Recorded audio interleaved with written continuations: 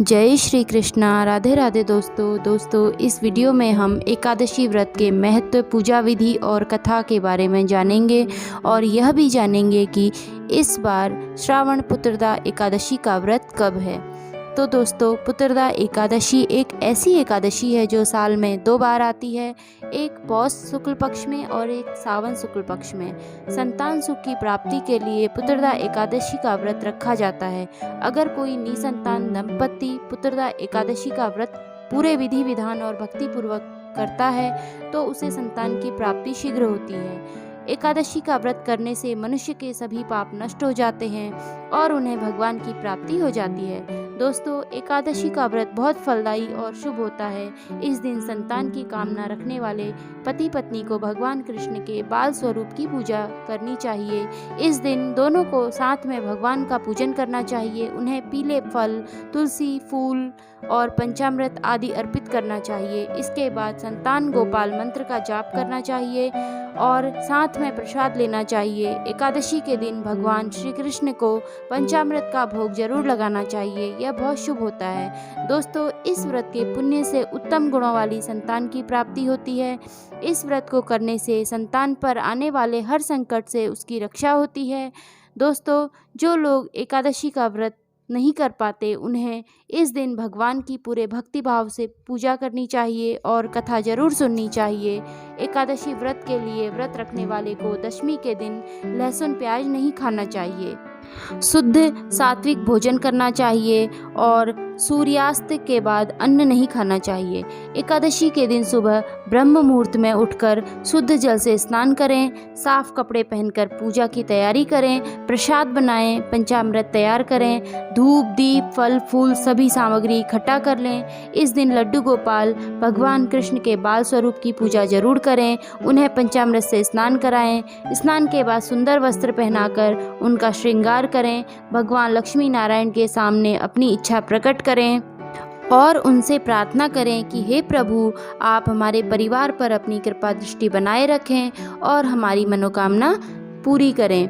उसके बाद उन्हें पीले फूल, फल, तुलसी चढ़ाएं और दीपक जलाएं, धूप जलाएं, फिर कथा पढ़ें, भगवान की पूरे भाव से आरती करें। एकादशी के दिन विष्णु सहस्त्र नाम का पाठ जरूर करें, इससे भगवान विष्णु की विशेष कृपा मिलती है। इसके बाद भगवान को प्रणाम करें। सुबह और शाम को माँ तुलसी की पूजा जरूर करें। घी का दीपक जलाएं, मन को शुद्ध रखें, किसी के प्रति बुरा भाव न रखें।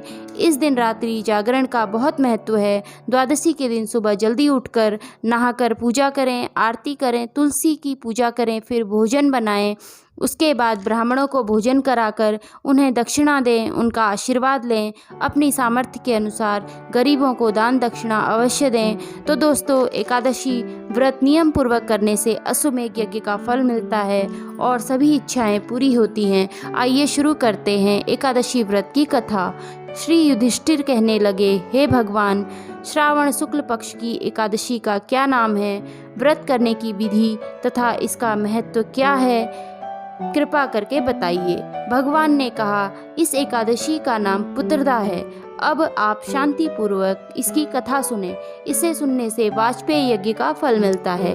द्वापर युग के आरंभ में महिष्मती नाम का एक नगर था जिसमें महिजीत नाम का राजा राज्य करता था, लेकिन पुत्रहीन होने के कारण राजा बहुत दुखी था। उसका मानना था जिसकी संतान नहीं होती उसके लिए यह लोक और परलोक दोनों ही दुखदायक होते हैं। पुत्र पाने के लिए राजा ने बहुत उपाय किए, परंतु उसे पुत्र की प्राप्ति नहीं हुई। वृद्धावस्था आती देख राजा ने प्रतिनिधियों को बुलाया और कहा, हे प्रजाजनों, मेरे खजाने में अन्याय से कमाया हुआ धन नहीं है। मैंने किसी दूसरे की धरोहर भी नहीं ली। मैंने कभी किसी से घृणा भी नहीं की। सज्जनों की सदा पूजा की, फिर भी मेरे संतान नहीं है। इसका क्या कारण है? राजा महिजीत की इस बात को सुनकर मंत्री तथा प्रजा के प्रतिनिधि वन में चले गए। वहाँ बड़े बड़े ऋषि और मुनियों के दर्शन किए। राजा की कामना पूर्ति के लिए किसी श्रेष्ठ तपस्वी मुनि को ढूंढते रहे।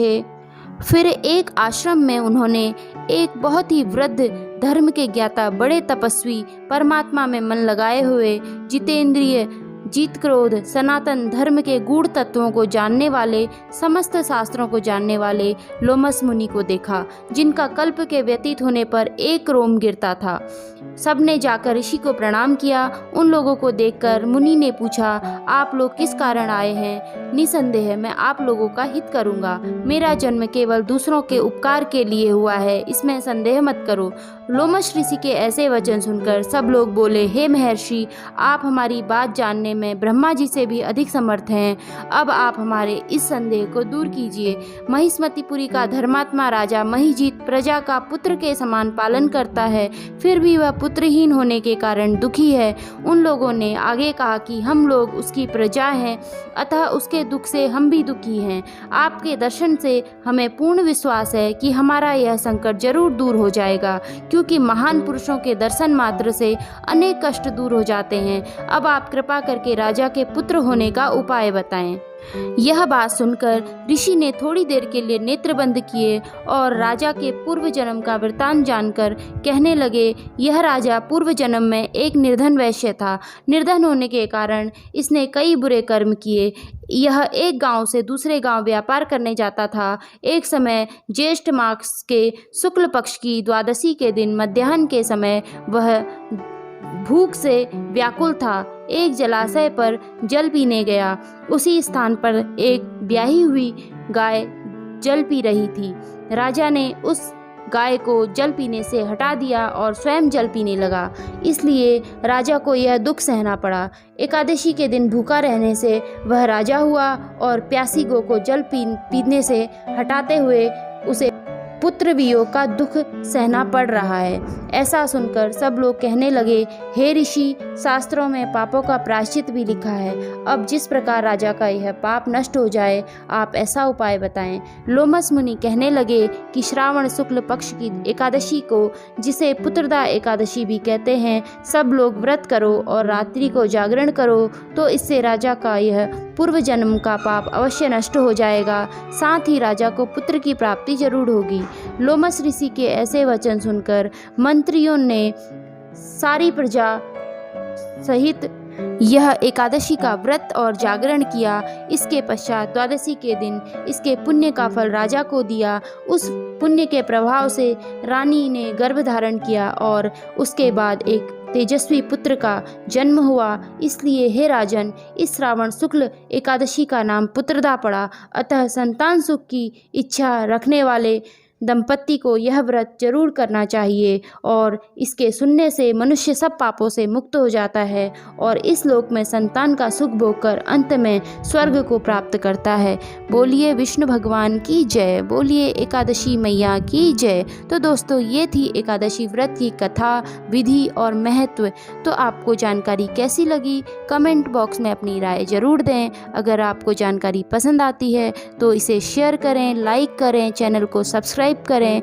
धन्यवाद। राधे राधे।